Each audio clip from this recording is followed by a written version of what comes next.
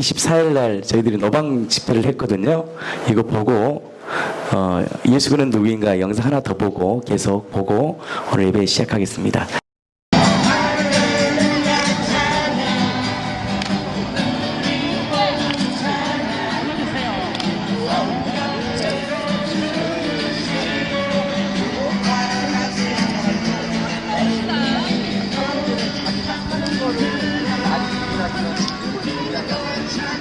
실제로 왜 그러냐면 죽었다가 다시 살아나는 사람이 없기 때문이에요. 근데 자, 죽었다가 다시 살아나고 원수를 위해 죽는 사람이 있다면 그 사람은 인간일까요? 신일까요? 신이죠. 혹시 그분이 누군지 아세요? 저분? 여기 보면 오 하나 맞추셨습니다. 와 하나만 더 맞춰주시네요. 지혜로운 자매이시. 하나 더. 아침에 선물 준 거죠? 이어졌어요. 네, 몇십 년 이어졌겠죠. 그 제자들 500명 검사님들이 봐봐요. 주관도가 등록이 돼 있어요. 사실 그 사람들 죽었다가 다시 예수가 부활했다가 살아났다. 교주가 됐습니다. 공부하고 아니 이거 신이 할 수. 누가 절대 할 수 없어. 네. 정답 맞추셨습니다. 이것은 인간이라면 절대적으로 할 수 없는 사건이에요. 이 첫 번째가 뭐냐? 인간은 죽었다 깨어나도 죽음의 문제를 해결하지 못해요. 학생, 그치? 인간은 죽었다 깨어나도 죽음의 문제 해결하지 못해. 두 번째는 뭐냐? 인간은 죽었다 깨어나도 원수를 위해 죽을 수 없어요. 근데 이 두 가지 사건을 일으키신 분이 계셔요. 바로 2000년 전에 예수 그리스도께서 죽으시고 부활하심으로, 우리를 위하여 죽으시고 부활하심으로 이 두 가지의 사건을 완벽하게 이루셨어요. 아멘. 이 두 가지를 일으키신 그분이 만약에 이 땅에 계시다면 그분은 사람일까요? 신일까요? 바로 그분은 하나님이세요. 그 전능하신 하나님이 이 성탄절날 사람의 모양으로 이 땅에 오셔서 우리를 위하여 죽으시고 부활하신 거예요. 왜? 사건입니다. 그 사건을 믿는 자에게 구원이 임한다고 지금 말씀하셨습니다. 믿으시면 아멘. 아멘. 믿으시면 아멘. 아멘. 예수님은 복음을 부끄럽게 여기면 안 돼. 예수님은 나의 주, 나의 주, 나의 하나님, 나의 하나님. 할렐루야. 아멘. 기도하겠습니다. 하나님, 이 성탄에 많이 아픈 자들이 많고 가난한 자들이, 아픈 연약한 자들이 많습니다. 주님 찾아가셔서 이루하여 주시고 천국의 소망을 부어주시옵소서. 세상에는 소망이 없습니다. 물질 문명을 발전하지만 우리의 마음에 늘 궁핍하고 늘 어둡고 절망입니다. 오직 평강의 왕이신 예수 그리스도만이 우리에게 평강의 주인이심을 선포합니다. 아멘. 나는 빛을 창조하셨고 어둠을 창조하셨고 평강을 지었고 환란을 창조하셨나니 나는 여호와 하나님이라. 아멘. 하나님, 이 말씀대로 우리가 그 예수님 붙들고 살게 하여 주시옵소서.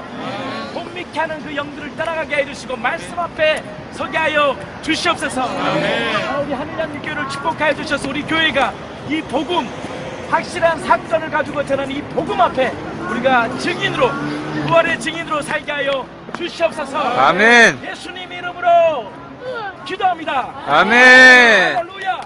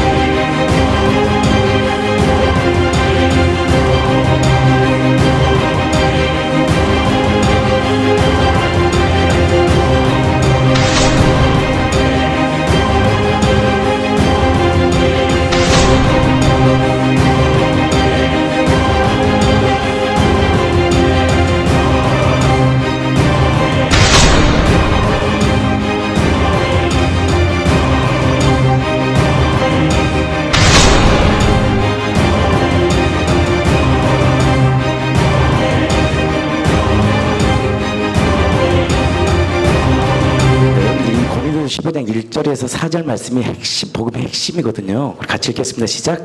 형제들아, 내가 너희에게 전한 복음을 너희에게 알게 하는 너희가 받을 것이요 또 그 가운데 선 것이라. 너희가 만일 내가 전한 그 말을 굳게 지키고 헛되이 믿지 아니하였으면 그로 말미암아 구원을 받으리라. 구원을 받는 거예요.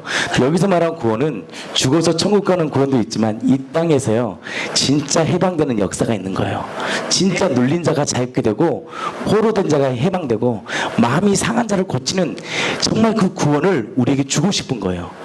그러다가 천국으로 가는 거예요. 이동하는 거예요. 아멘. 3절 시작. 내가 받은 것을 먼저 너희에게 전하였느니. 내가 받은 거예요. 그러니까 사도 바울은 누구한테 받았을까요?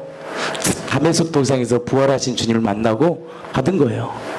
주님께 직접 받은 거예요. 그래서 사도권이 있는 거예요. 아멘. 12명의 제자 중에 바울이 사도권이 없다고 얘기했잖아요. 왜냐하면 제자들과 함께하지 않았기 때문에. 근데 왜 사도권이 있느냐? 부활하신 주님을 만났거든. 바로 직통 받은 거예요. 우리가 말하는 직통 계시를 받은 거예요. 내가 받은 것을 먼저 너에게 전하였느니 이는 성경대로 그리스도께서 우리 죄를 위하여 죽으시고 장사 지냈다는 뭐예요? 완전히 뭐예요? 확인을 한 거예요. 우리 죽기 전에 뭐합니까? 의사들이 이 사람이 죽었다 안 죽었다 확인하잖아요. 아멘. 확인해요. 장사 되셨다고 성경대로 사흘 만에 다시 살아나사. 아멘. 이것이 복음의 핵심이에요. 그래서 여러분들 명제라는 말이 있습니다. 명제. 이 명제라는 말이 뭐냐면 참과 거짓을 판단할 수 있는 내용이에요. 이게 참이다, 거짓이다라는 것을 판단할 수 있는 내용이 뭐냐? 명제라고 그래요. 명제. 예를 들어서 고래는 포유류다. 맞아요, 안 맞아요? 고래는 파충류다 그러면 어떻게 해야 돼요? 이거는 잘못된 거예요. 포유류라는 것이 뭐냐? 모든 사람이 모든 문화와 인정을 다 뛰어넘어서 공통적으로 딱 고백해야 돼.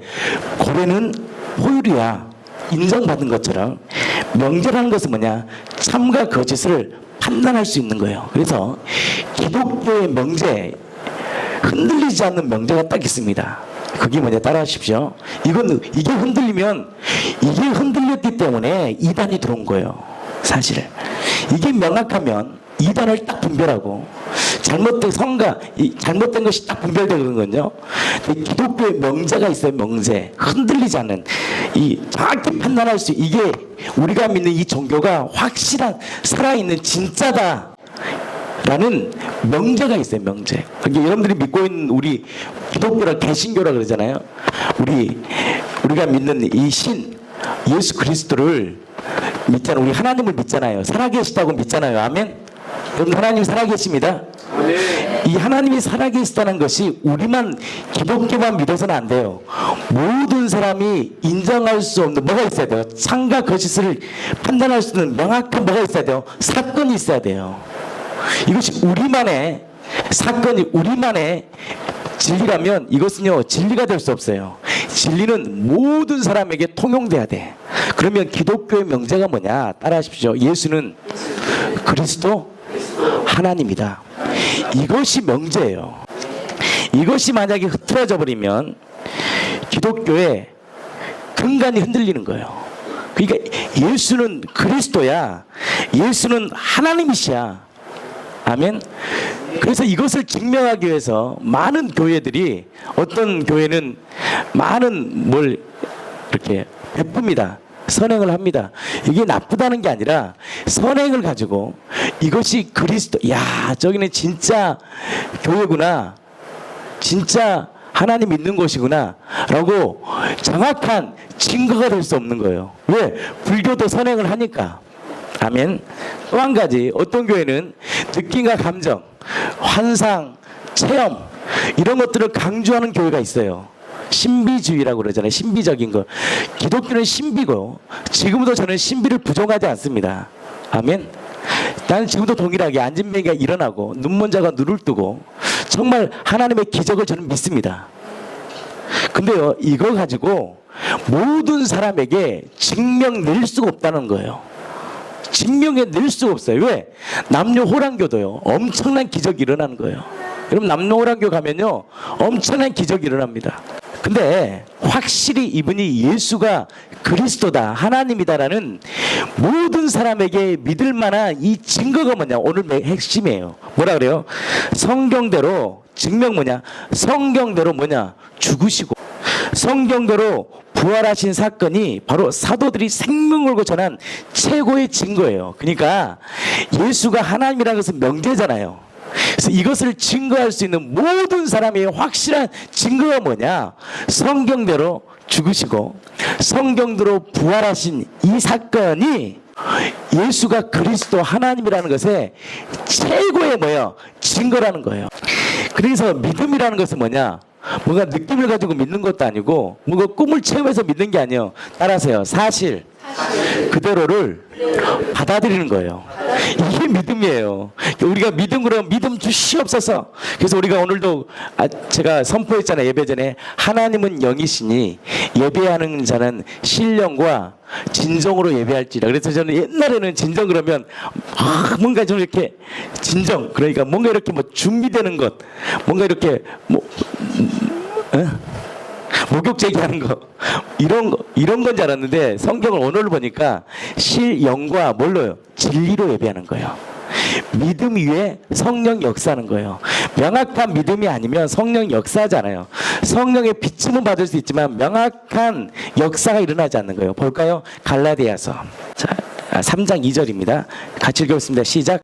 내가 너에게 다만 이것을 알려 하노니 너희가 뭐라 성령을 받은 것이 율법의 행위로냐 듣고 믿음이느냐. 성령은 언제 행하느냐? 듣고 믿을 때 성령이 역사하는 거예요. 명확한 복음이 선포될 때 성령이 내 안에 역사하는 거예요. 자, 하나 더 보겠습니다. 3장 14절 시작. 이는 그리스도 예수 안에서 아브라함의 복이 이방인에게 미치게 하고 또 우리로 하여금 믿음으로 말미암아 뭐요? 성령의 약속을 받게 하려 합니다. 그래서 성령의 약속은 성령은 무엇을 통해 받느냐? 정확한 믿음을 통해서만 받는 거예요. 그래서 믿음은 뭐냐? 들음이고 들음은 그리스도의 말씀이에요. 어떤 믿음이냐? 성경대로 죽으시고 성경대로 부활하신 예수님이 나의 주님을 고백할 때 동시로 어떤 역사냐? 성령 역사하는 거예요. 율법의 행위가 아니고 믿음으로 성령을 받는 거예요. 그래서 여러분들 기독교는요 신비로운 아니 느낌과 감정의 체험이 아니에요. 그리고 힌두교 기독교는 정확한 믿음의 종교예요. 그래서 요한일서 5장에 보면 같이 보겠습니다. 하나 더 보고 우리 한경원 사모님 간증 같이 나누겠습니다. 요한일서 5장 4절. 그런데 이 부분이 명확해져야죠. 세상을요 넉넉히 이겨요. 이게 아니면요 헷갈려 삶이. 믿음이에요. 믿음. 사실 그대로를 받아들이는 거. 그게 뭐예요? 예수가 하나님이라는 거. 야 진짜 여러분들 예수가 하나님이라는 것이 믿어지면 뭐요? 뭐가 믿어지는 겁니까? 나의 신분도 정확해지는 거예요. 우리가 왜 신앙생활이 흔들리냐? 명확해지는 거예요. 눈에 보이지는 하나님을 내가 믿을 수 없는 거예요. 근데 이것을 우리 모든 사람에게 믿을 수 있는 증거를 주신 거예요. 제가 우리 전진서 집사님하고 이제 1시간을 통화했는데 우리 전진서 집사님이 굉장히 지식적이잖아요. 여러분 아시다시피 성경 깨달은 거 좋아하고 성경 공부 좋아하고 굉장히 그걸 좋아하는데 내가 그랬어요. 언어 안 되니까 그거 말짱 황이지. 그러니까 황이대왕. 그러면 성경에 있는 증거를 대 모든 사람 믿을 만한 거잖아. 그거. 그게 가니까 이제는 좀 느끼는 거예요. 아 언어가 안 되니까 말이 안 돼. 만약 그게 안 되면 이 복음의 능력이 안 나타나는 거예요. 복음은 그래요. 문외한이든 어린아이든 요양원에 누워서 이렇게 누워있는 자든 모든 사람이 믿을 수 있는 뭐여야 돼요? 확실한 거야 돼요. 그래서 예수님이 하나님이 확실한 증거를 뭐래요? 성경대로 보여주신 거예요. 이것을 믿을 때 구원이 임하는 거예요. 율법의 행위로 내가 선행을 많이 한다고 구원받는 게 절대 아니에요. 어떤 종교는 행위 구원 반, 하나님이 구원 반, 50도 50을 보는 데가 있어요. 그래서 열심히 이렇게 선행하는 데가 있어요. 여러분들 왜 그러냐? 선행의 기준도 우리가 판단할 수 없는 거예요. 무슨 말인지 아십니까? 선행의 기준도 우리가 판단한 게 아니에요. 부처가 석가모니가 그랬잖아요. 인간의 108가지의 번뇌를 깨달은 거 아니에요. 여러분들 이게 엄청난 게 깨달음이라는 게 엄청난 거예요. 근데 뭐예요? 이 깨달음을 그럼 뭘로 우리가 구원을 이루느냐라고 했을 때 불교는 뭐냐? 아까가 자비라는 거예요. 자비를 행해. 그래야지 인간의 모든 108번뇌 같은 무수한 번뇌들을 이길 수가 있어. 근데 웃긴 게 뭔지 아세요? 자비의 기준이 다 다르다는 거예요. 여러분들 이슬람에서는요, 예수를 믿으면 죽일 수가 있어요. 자식도. 그걸 뭐라 그러냐? 명예살인이라 그래요. 예수를 믿잖아. 그러면 가족들이 돌로 쳐 죽여버려. 그렇다고 해서 죄로 인정을 안 받아. 그건 당연한 거야. 명예살인. 그러면 이건 우리로서는 맞아요, 안 맞아요? 에스키모에서는 어떤 종교는 사랑하는 가장 친한 친구가 오면 자기 부인을 그날 밤 내줘요. 이게 인간의 우리 한국에서는 정서로 맞아요, 안 맞아? 끝나 인생 끝나. 근데 거기서는 아니야. 만약 그걸 허락하지 않으면 뭐예요? 이거는 있을 수 없는 일. 나의 호의를 거절한 거예요. 뭐예요? 이게 문화예요. 그래서 종교는, 이 증거는 모든 사람들이 생각했을 때 모든 사람들 안에 이 증거 앞에서 이렇게 말해야 돼요. 어떻게 그것을 인간이 할 수 있어? 인간은 절대 할 수 없어 라고 있는 완벽한 사건을 일으킨 거예요. 그것이 뭔지 아세요?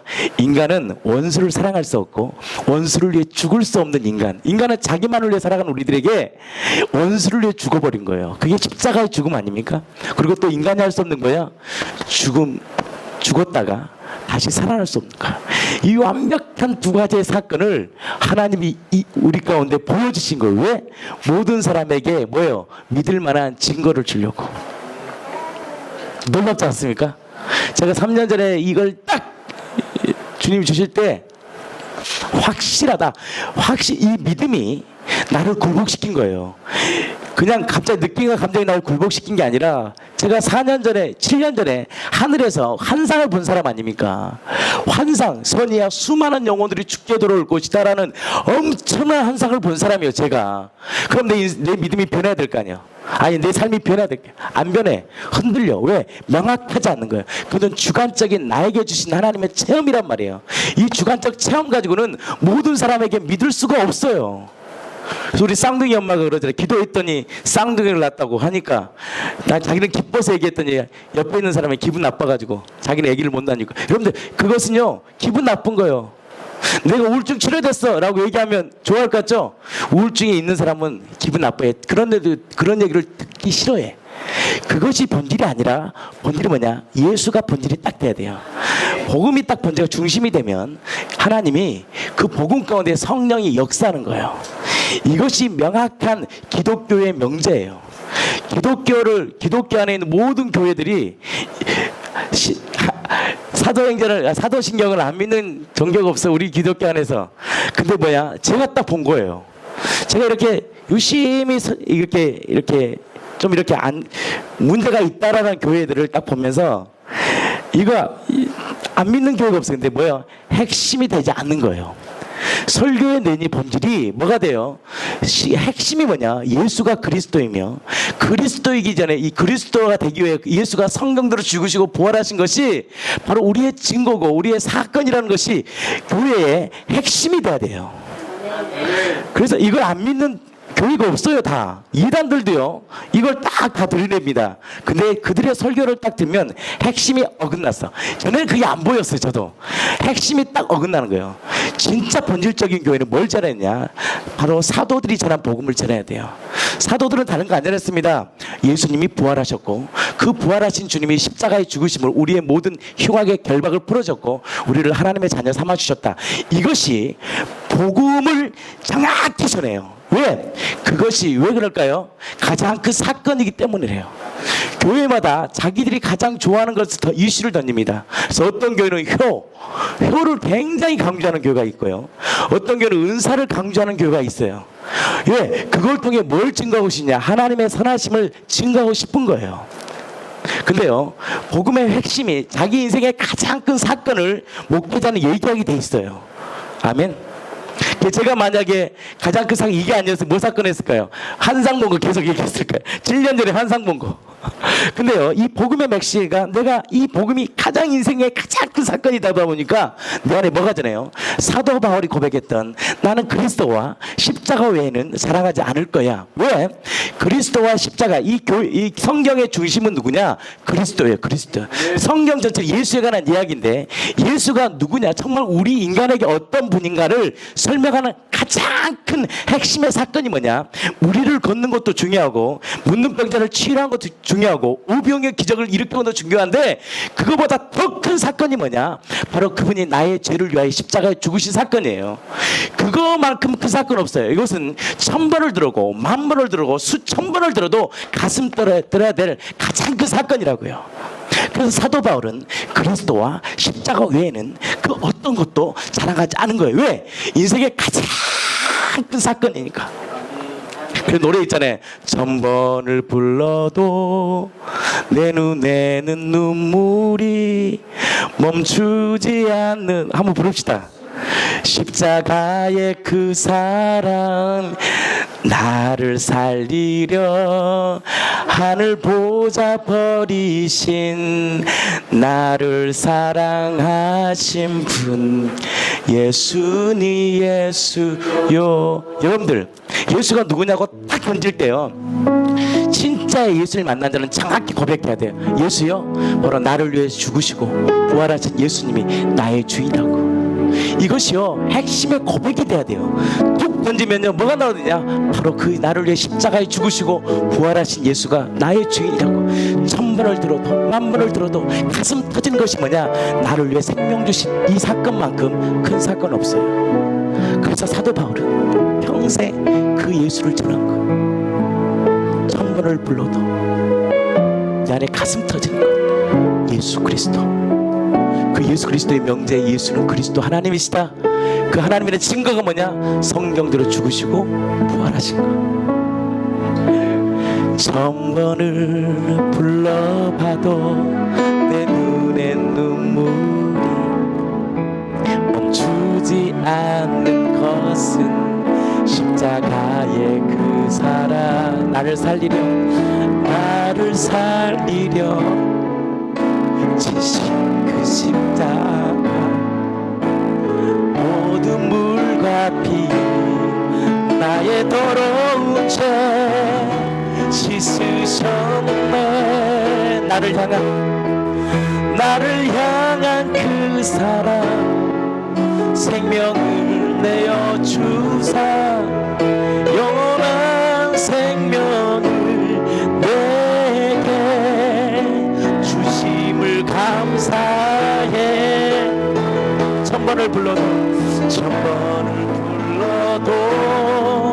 내 눈에는 눈물이 멈추지 않는 것은 십자가의 그 사랑 나를 살리려 하늘 보좌 버리신 나를 사랑하신 분 그분이 예수여.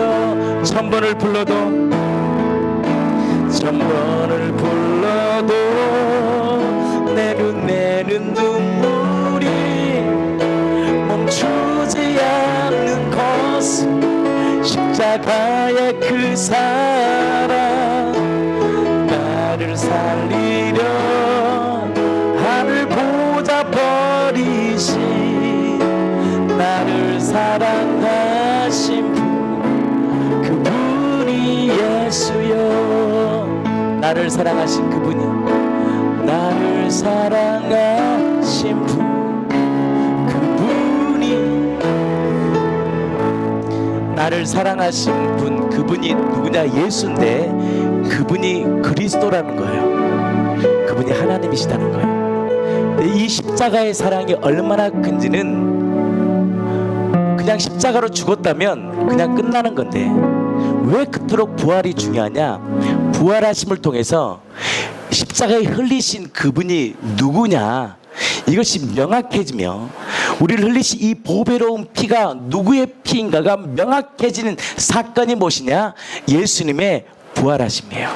그래서 기독교의 핵심은요, 구원론보다 더 중요한 게 기독론이에요. 예수가 누구냐? 예수님이 완전한 신성, 완전한 인성, 사람이 죽어야 되거든. 신이 죽어버리면 이거는 우리에게 효력이 없는 게, 완전한 사람이 죽어야지 이 피가 효력이 있는 건데. 그래서 예수님은 완전한 사람으로 이 땅에 오셨잖아요. 12월 25일 그는 문자적인 25일로 온 게 아니에요. 그냥 우리가 그냥 기념하는 거지. 25일로 온 게 아니에요. 절대 20월로 온 게 아닙니다, 여러분. 몰라요, 언제 온지는 정확하게는. 근데 이걸 우리가 기념하는 거예요. 그분이 이 땅에 오셔서 우리를 위해 죽으시고 우리의 모든 죄를 용서하셨다라는 명확한 증거는 7년 전에 제가 환상을 보는 걸 가지고는 절대 일어날 수 없고 어떤 기적을 가지고는 안 되는 거예요. 왜? 이 체험이 어디에서 왔기 때문에, 나에게서 왔기 때문에 이것은 절대 모든 사람에게 믿을 만한 증거가 안 돼요. 믿음은 어디에서 왔느냐? 하늘에서 와야 돼요. 하늘에서 오신 그분이 우리를 위해 죽으심으로 당신이 우리를 사랑한다는 확실한 증거와 부활하심으로. 누가 죽었느냐? 누가 죽었어요? 삼위일체 되신 분 중에 성자 하나님이 이 땅에 오셔서, 말씀이신 그분이 이 땅에 오셔서 우리를 위해 죽으심으로 우리에 대한 자기의 사랑을 확증하신 거예요. 아멘. 그래서 이 십자가의 부활은 뗄래야 뗄 수 없는 동전 양면 같은 거예요. 아멘. 그래서 교회는 뭘 전해야 되느냐? 예수가 그리스도임을 증거하기 위해서 십자가와 부활을 중요한 거예요. 성경의 중심은 그리스도의 십자가와 부활이 아니라 예수가 그리스도라는 것이 성경의 중심이에요. 예수는 누구냐라고 했을 때 그리스도의 하나님이야. 이것이 정확해질 때 뭐가 정확해지냐? 근데 이것이 정확하기 위해서 십자가의 죽으심과 부활하심을 통해 뭐가 정확하냐? 그러면 나는 누구인가가 정확해져요. 그럼 나는 누구의 것인가가 명확해질 때 어떻게 사느냐? 하나님의 신분, 하나님의 자녀답게 살아가는 거예요. 그래서 여러분들, 복음은 갑자기 성령이 탁 우리에게 주는 게 아니에요. 아까 말했잖아요. 정확한 믿음 위에 성령이 어떻게 인쳐주고 보증해 주는 거예요. 그러면 우리가 성령을 받으면 어떻게 해야 돼요? 정확한 복음을 들어야 돼요. 그래서 아까 갈라디아 3장 14절 말씀이 맞는 거예요. 믿음 위에 성령이 이 땅에 우리에게 인쳐주시고 보증해 주신 거예요. 성령이 인쳐주지 않으면 아무리 역사를 얘기해도 안 되는 거예요. 성령이 내 안에 보증해 줘버리는 거예요. 내 안에서 이건 확실해, 확실한 거야. 이건 성령이 인쳐주고 보증해 주는 거예요. 아멘. 우리가 이 믿음이 흔들리냐? 다른 게 없어요. 우리가 개념 자체가 나에게서 구원을 이루려고 하니까 힘든 거예요. 아니에요. 2000년 예수님이 우리의 모든 죄를 이루셨다는 걸 내가 믿음을 가지면 우리가 구원받은 백성이 되는 거예요. 거기에 빠진 게 뭐냐? 회개하고 예수를 나의 주인으로 믿을 때 우리는 구원받은 백성이에요. 그것을 우리 한경원 사모가 계속해서 말씀을, 우리 간증을 나누겠습니다. 오늘 이 시간에는 두 가지 간증을 할 텐데요. 처음에 믿음입니다. 두 번째는 성령인데요. 이 믿음과 성령이라는 게 눈에 보이지 않는 거잖아요. 그래서 모호한 부분이 있었는데 오늘 목사님 말씀을 바탕으로 계속 이어나가겠습니다. 수요일날 저희가 이제 간증을 받거든요. 수요 예배 때 한마음교회 이재영 자매의 간증을 들었다. 가장 인상에 남는 구절이 있다면 너 혹시 예수님을 너의 생각과 감정을 통해서 믿으려는 거 아니야? 네 생각과 감정은 이 어둠 속에서 낳고 자랐기 때문에 절대 하나님을 깨달아 알 수도 없고 느낄 수도 없고 믿을 수도 없어 라고 하는 대목이었다. 믿는다는 것, 예수님을 믿는다는 것, 보이지 않는 신을 믿는다는 것, 크리스찬이든 그렇지 않든 간에 보이지 않는 신을 우리는 어떻게 믿고 의지하려고 하는 습관이 있는가? 안 보이니 어떤 체험, 그리고 감정, 현상, 느낌, 혹은 성경 공부, 개인적인 친밀함 등을 통해서 믿으려고 한다. 이것이 일반적으로 무엇을 믿으려고 하는 우리의 습관이다. 이런 습관이 저희 안에 있는 거죠. 깊이 깔려진 종교적 습관 때문에 기독교도 이렇게 접근하려고 한다. 그러나 기독교는 일련의 종교와 다르다. 진짜 역사, 진짜 사실인 것이다. 아멘. 그러나 이 절대의 사실을 두려워한 채 다른 방법으로 예수를 믿으려 했다. 객관적인 사실인데도 말이다. 이 사실을 확인하려고 하지도 않았다. 그래서 예수님이 확실치 않으니 어떤 논리, 설득으로 전하려 했다. 마치 그리스 철학자들이 자신의 철학을 자신의 깨달음으로 전하려고 하는 듯이 말이다. 그러나 사실은 증언하는 것이다. 내 느낌과 변증 체험을 섞을 이유가 없다. 사실을 사실이라고 말하면 되는 것이다. 사실 나는 예수님을 이렇게 믿었다. 부활이 선명하지 않으니 어떤 나의 체험, 현상, 느낌, 감정, 성경 공부, 목사님 설교, 신앙서적, 개인적인 친밀함에서 믿음이 나게 하고 자라게 하려고 했다. 그러나 믿음은 결단코 이곳에서 나오는 것이 아니다. 만약에 그랬더라면 예수님이 역사 가운데 이 땅에 오실 이유가 없다. 예수님이 이 땅에 오신다는 것은 사실을 심어주기 위함인데 이 사실을 뒤로 해버리면 예수님이 이 세상에 오실 이유가 없는 거예요. 요나의 표적밖에 없다라는 말, 부활밖에는 없다라는 말이 처음에는 받아들여지지 않았다. 그거 없어도 나는 천지창조도 믿고 십자가와 부활도 믿었는데 왜 그거밖에 없다고 하는지 마치 내 신앙이 잘못되었다고 말하는 것 같았다. 부활을 강조하는 목사님의 말씀을 부정하지는 않았지만 그저 부활은 나의 믿음을 견고케 하는 어떤 부분이라고 생각했다. 부활이 실체가 되었어도 내 힘과 느낀 감정이 들어간 습관에 익숙한지라 믿음도 부활도 이렇게 접근하려 하지 않았다. 그것이 얼마나 무서운 죄인지 몰랐다. 내가 그것을 버리지 못하고 있다는 것은 바로 예수님이 이 땅에 오신 사건을 무용지물로 만드는 일이었다. 다른 종교는 그들의 믿음의 출발이 신념, 현상, 느낌, 감정, 공부, 체험 등의 방법들이다. 그렇다고 체험이 잘못됐고 공부가 잘못되었다는 것이 아니다. 이것이 절대 믿음의 출발이 될 수 없다라는 것이다. 이 세상 어둠 가운데 낳고 자랐기 때문에 이것들은 명확하지 않는 것이다. 설사 이 방법을 통해서 어느 곳까지 득도했다 할지라도 그것은 자기 힘이 들어갔기 때문에 100%가 될 수가 없다. 99%와 1%는 같은 것이다. 그러니까 제일 억울한 사람이 이런 것을 통하여 99%까지 주대심이 된 거예요. 그러니까 사실은 우리 정희숙 우리 집사님이나 이거 듣고 그거인 건 아는데 속상했다는 거죠. 그거인 줄 아는데 처음에. 그래서 사실은 우리 성지현 집사님 같은 경우에는 정말 주대심이 됐거든요. 그 누구보다도 정말 하나님과 친밀함과 정말 굴복으로 살아가는데 출발이 믿음의 증거가 아니었던 거죠. 그러니까 이 믿음의 증거 사실이 아니면 우리는 자기 힘이 안 들어갈 수가 없는 거예요.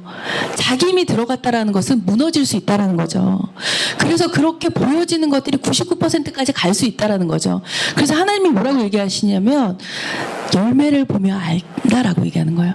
어느 정도는 다 비슷한 것 같은데 시간이 확 지나면 출발도 다 비슷한 것 같은데 시간이 확 지나면 열매가 틀려버리는 거예요. 열매를 못 맺는 거예요. 자기 같은 사람을 못 맺는 거예요. 그게 너무너무 힘든다는 거예요. 그걸 안다라는 거죠. 죄송합니다.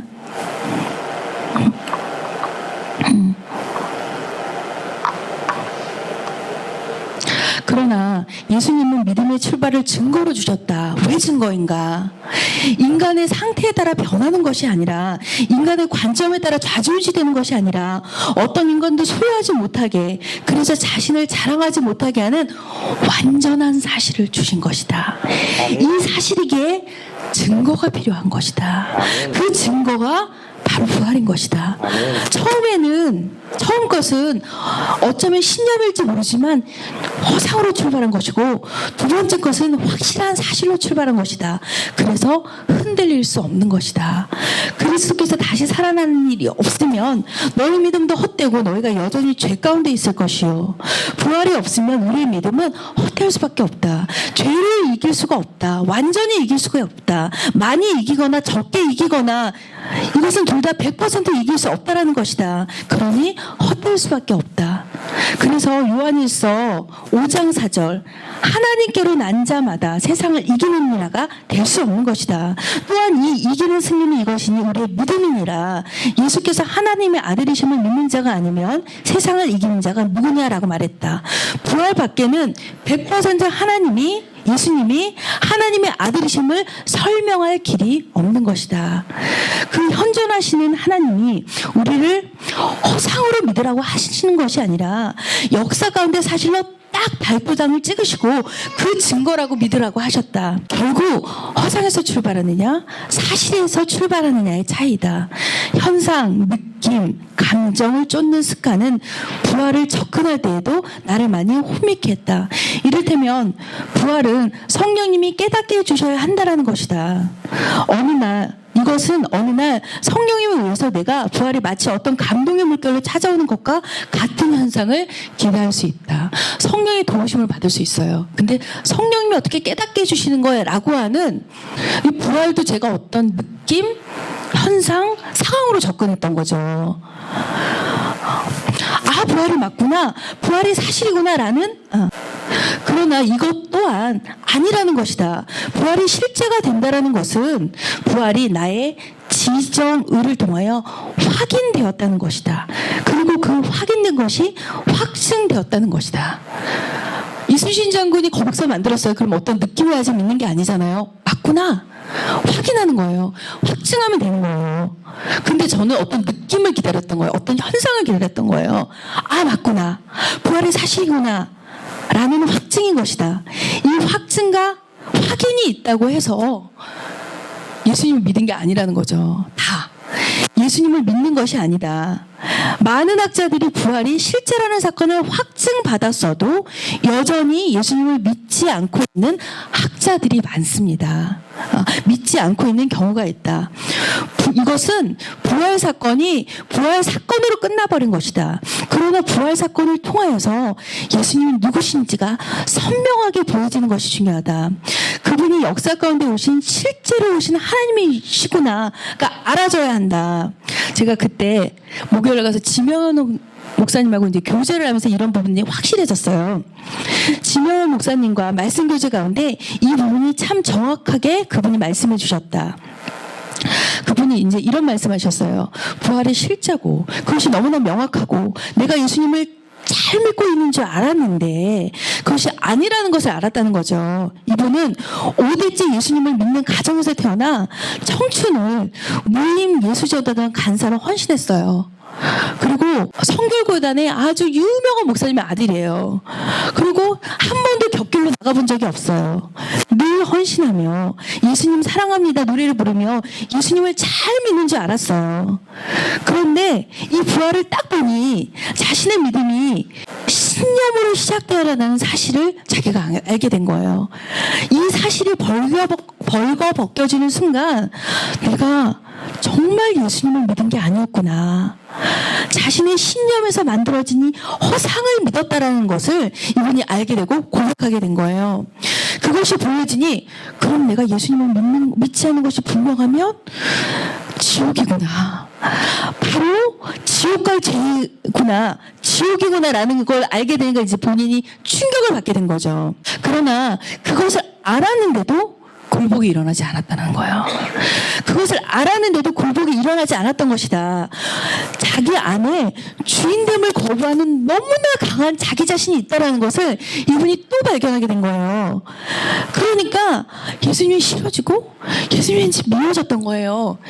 이런 자신의 모습을 보면서 로마서 1장에서 하나님을 마음에 두기 싫어하는 자기 자신이 있다는 걸 본인이 또 본 거예요. 또 충격을 받은 거예요. 이 자신을 바라보면서 이 죄 앞에서 이제 회개가 터진 거예요. 결국은 죄가 얼마나 크고 강력한 것인지 이런 나를 위하여 하나님이 십자가에서 죽으셨구나. 이것이 알아지니 더 이상 주인될 이유가 없었던 거예요. 그 믿음의 출발이 어디서 출발했느냐. 이것은요. 자신의 신념에서 출발했느냐 아니면 정말 사실에서 출발했느냐는 하늘과 땅의 차이인 거예요. 이제 이분이 이 교제를 나누시면서 그렇구나.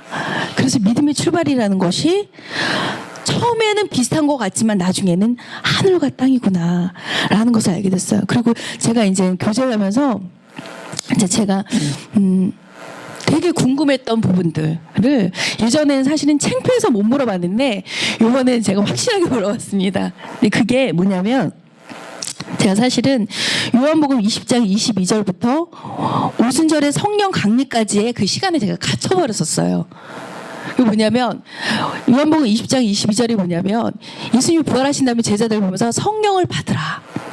그 사건부터 오순절의 강림 그 전까지의 시간에 제가 이제 갇혀버린 거예요. 그거에 대한 말씀입니다. 고린도서 4장 4절 그 중에 세상의 신이 믿지 않은 자들의 마음을 혼미케 하여 그리스도의 영광의 복음의 강체가 비치지 못하게 함이니 그리스도는 하나님의 형상이다. 세상 신은 너무나 집요하다. 어둠 속에서 배운 느낌과 감정 그리고 하나님에 대한 오해들. 그래서 철저히 우리를 혼미케 하여 복음의 광채 가운데 나오지 못하게 한다. 구약에 갇혀 사는 사람들이 있다. 율법주의자들이다. 교회를 다녀도 그들은 구약의 사람들이다. 흔히 이단들이 율법에 많이들 갇혀 있다. 그리고 복음서에 갇혀 있는 사람들이다. 예수님을 주님이라고 하나님의 아들이라고 하면서 그분이 누구신지가 분명하지 못하다. 입으로는 그렇게 말하지만 선명치가 않은 것이다. 그리고 사도행전의 사람들이다. 사실 우리가 있어야 할 곳은 바로 이곳이다. 고 하용주 목사님의 말씀대로 우리는 사도행전 29장을 써내려가는 사람들이다. 부활 이후에 예수님이 누구신지를 정확한 복음을 통해 알고 굴복된 지금 현재를 사는 사람들이다. 그런데 내가 요한복음 20장 22절을 읽고 오순절 성령 강림 전까지의 시간에 갇히게 된 것이다. 이것은 이전에 나의 신앙의 배경에 큰 영향이 있었다. 난 순복음교회 출신이다. 그리고 오랫동안 신사도 쪽의 목사님들의 영향을 많이 받았고 결혼 전에는 영동제일교회에 몸을 담고 있었다. 그래서 결혼식 축사를 보면 이 계통의 꽤 유명한 목사님들이 축사에 이제 나오셔서 우리의 결혼을 막 축하하는 메시지를 보내주셨어요. 그런 배경하에서 나도 모르는 사이에 약속된 하나님의 말씀보다 현상을 바라보는 경향이 있었던 것이다. 이것이 성령에 대한 오해로 가버리니 이것이 나의 발목을 잡고 더 이상 앞으로 나가지 못하게 하고 나를 속게 했던 것이다. 요한복음 20장 22절에 어떤 말씀이 있냐면 이제 그들이 부활하신 예수님을 다 목격했잖아요. 그리고 예수님이 그들 앞에 딱 섰어요. 그래서 이 말씀을 하시고 그들을 향하여 숨을 내쉬며 이르되 성령을 받으라 라고 이제 하는 구절이 있어요. 예수님이 부활하셔서 제자들을 만나시고 하셨던 장면이었다. 분명히 승천하셔야 성령을 주신다고 말씀하셨는데 이건 뭐지? 그들이 성령을 받았다면 성령을 받았는데도 왜 증인의 삶을 살지 못했을까? 그러면 요한복음에서 먼저 성령을 주셨다면서 왜 사도행전 1장 4절에 너희는 예루살렘을 떠나지 말고 약속하신 것을 기다리려고 하신 말씀은 또 뭐지? 이것에 대해서 이게 막 헷갈렸던 거예요. 갑자기 이것에 대해서 위치만리 계통의 많은 사람들과 아니면 선교단체 신사들 계열의 많은 사람들은 뭐라고 얘기했냐면 요한복음 20장은 요한복음 20장의 성령은 내적인 성령이다. 사도행전의 성령은 외적인 성령이다. 이 성령은 외주와 내주가 다르라고 주장한 것이다. 성령인데 다른 성령이라고 말한 것이다. 어떤 것은 좀 약한 성령이고 어떤 것은 강한 성령이라는 것이다. 사실 성경에는 그렇게 써있지 않다. 성경에는 그런 게 없어요. 성령을 나누지 않았어요. 고린도서 12장 13절 한 성령으로 세례를 받아 한 몸이 되었고 한 성령을 마시게 하셨느니라. 성령은 오직 한 성령이시다. 성령이 다른 것이 아니라 이것은 그들이 아직 성령을 받지 않은 것이다. 요한복음 20장 22절은 주의 제자들이 성령을 받은 것이 아니라 오순절 성령이 임할 것을 예견하시고 예수님이 말씀하시던 장면이었던 것이다. 근데 우리는 잘못했던 게 뭐냐면 이때 성령 받았어. 그 성령은 내주하시는 성령이야. 좀 약한 성령. 오순절의 성령은 우리를 입혀진 아주 강한 능력 있는 성령이야 라고 했던 것이 아니라는 것이죠. 요한복음 20장 22절은 성령을 받으라라고 말씀하신 거는 오순절에 임할 성령을 예견해서 얘기하신 거예요. 분명히 예수님께서는 내가 승천해야 성령이 오신다고 말씀하셨거든요. 근데 제가 거기에 헷갈려 버린 거죠. 근데 그게 정말 엄청난 거였던 거예요. 요한복음 16장 7절에 내가 떠나지 아니하면 보혜사가 너에게 오시지 아니할 것이요 라고 말씀하셨다. 떠나가신다는 것은 영광을 받는 것, 즉 승천을 이야기한 것이다. 성령은 반드시 승천 이후에 오실 것을 약속하셨다. 그래서 예수님이 약속하신 것, 성령의 세례를 주신 것을 이루신 것이다. 이곳에서 성령 세례와 권능이 함께 임해버리는 것이다. 한 성령이시기에 이 성령은 약하고 저 성령은 강한 것이 아닌 것이다. 그분 자체가 권능인 것이다. 이미 사도행전 1장을 통하여서 요에서의 예언, 모든 육체 가운데 영을 부어주시는 것이 이루어진 것이다. 그리고 그 문제는 그 다음부터 전쟁의 시작인 것이다. 육체를 붙드느냐, 내 안에 살아계신 부활하신 예수님을 붙드느냐의 싸움인 것이다. 그런데 내가 왜 이것에 갇히게 되었느냐 하면 성령을 잘못 이해했던 것이다. 요한복음 20장의 성령이 내주의 성령이고 사도행전에 강하고 큰 권능이 임하는 성령이 외주의 성령이라고 분리하여 생각하여 기도를 열심히 해야 받을 줄 알았던 것이다. 성경의 말씀에 아멘한 것이 아니라, 솔직히 성경의 말씀은 그렇게 안 써 있어요. 아멘한 것이 아니라 예전에 내 생각 가운데 들어온 현상에 집중했던 것이죠. 이 현상이 나오는 것이 맞아라고 생각했던 거예요. 회개하고 복음을 믿으면 성령을 선물로 받는다는 말씀은 어디 간 데도 없고, 그 현상이 없으니까 넌 아니야 하는 현상에 매인 것이다. 그러니 그것에 갇혀서 넌 아직 안 된 것 같아. 그러니까 아직 담대하게 복음을 전할 수 없어 라고 하는 매임에 갇힌 것이다. 철저하게 예수님을 본 것이 아니라 세상 경험에 의해서 생산된 현상을 본 것이다. 난 부활을 확증하고 예수님을 믿지 않는 죄를 회개하는데 오순절과 같은 현상이 안 나타나면 난 안 된 거구나 라고 하는 생각에 갇힌 것이다. 그러니 그것이 올 때까지 사도행전 1장으로 돌아가서 기다려야 해. 그러니까 나는 2장을 건너서 그 너머로 간 게 아니라 사도행전 1장에 머물러 있는 거예요. 계속 기도해야 돼. 그 현상이 올 때까지 말이야. 거기에 갇혀서 굴 속에 들어가 있는 것이다. 분명 변화도 있었고 회개도 있었고 가슴 떨리는 주님됨의 시인도 있었지만 시채널 간장자처럼 넌 아직도 안 변했어. 아직 넌 자꾸 좀 넘어져. 사도행전 2장과 같은 그런 강함이 없네? 그러니까 넌 안 된 거야 하는 말에 순종해버린 것이다. 내 안에 강한 감동이 없네? 그럼 넌 안 된 거야. 즉 하나님의 약속을 믿지 않고 현상을 본 것이다. 이미 사도행전에서 말하는 성령이 이 땅에 와버렸어요. 사도행전 2장에서 하늘의 문이 열려진 거예요.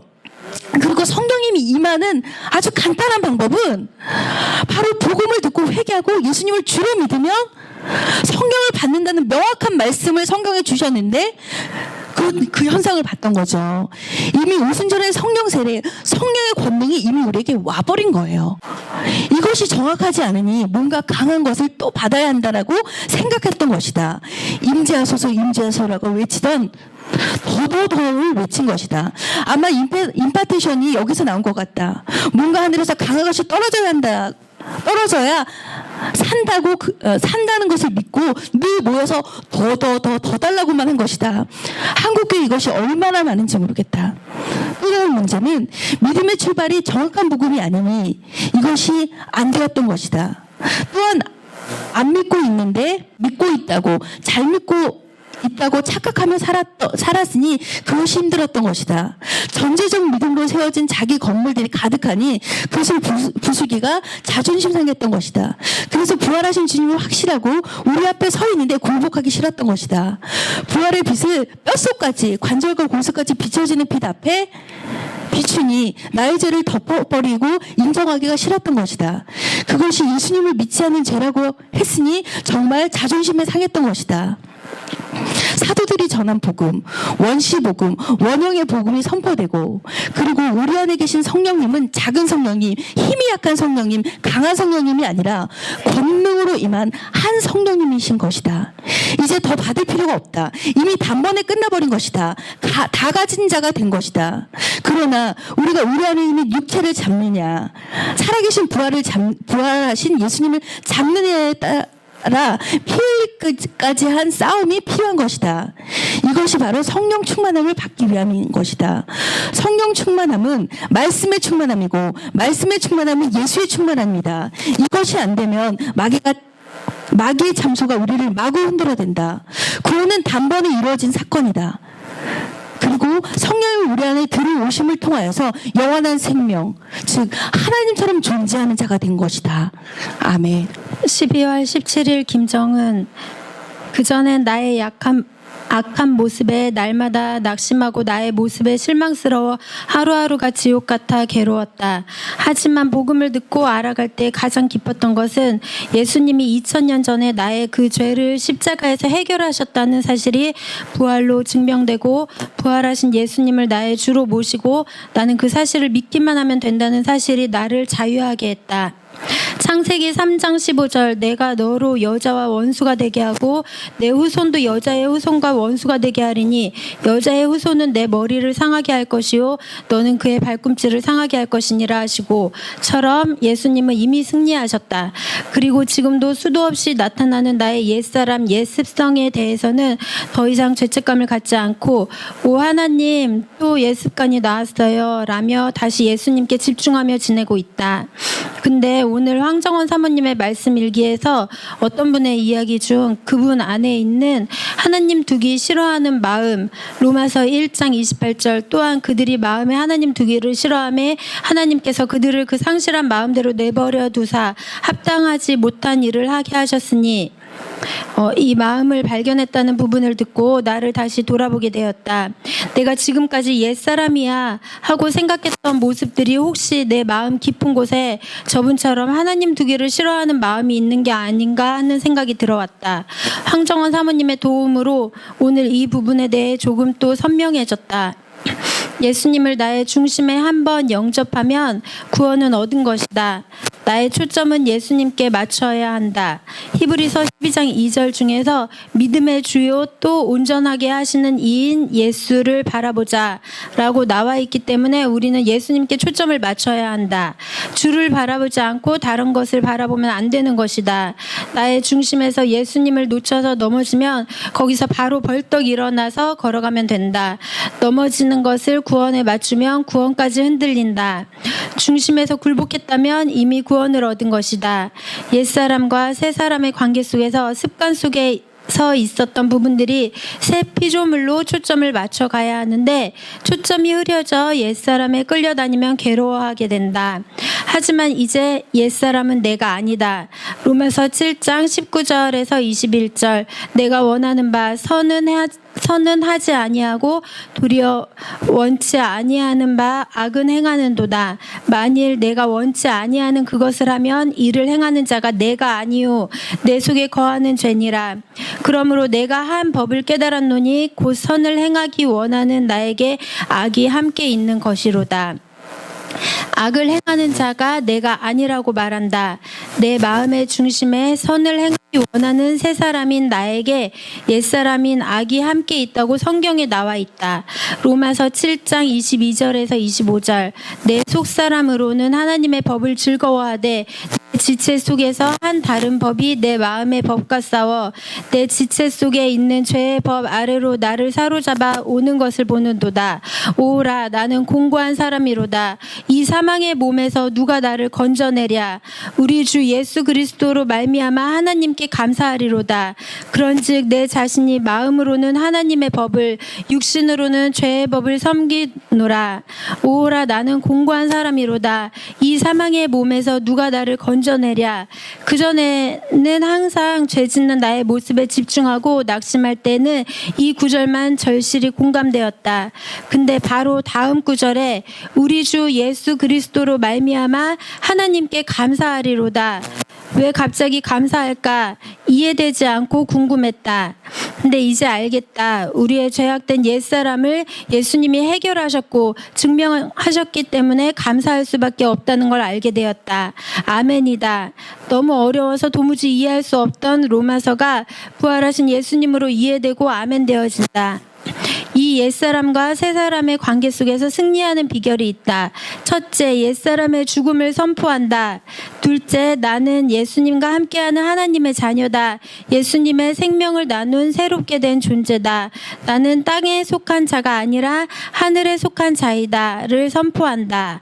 셋째, 성령 충만을 유지해야 한다. 날마다 부활의 주님 앞에 서야 한다. 부활의 주 앞에 선다는 것은 내가 말씀 앞에 선다는 것이다. 그러면 기도할 수밖에 없다.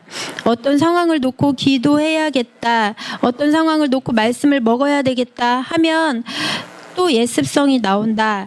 부활의 주님 앞에 있으면 기도할 수밖에 없고 부활의 주님 앞에 있으면 말씀을 붙들 수밖에 없다. 이것의 순서가 바뀌면 눌리게 된다. 날마다 이 선포와 성령 충만으로 부활하신 예수님과 동행하며 살아갈 것이다. 핵심 얘기했잖아요.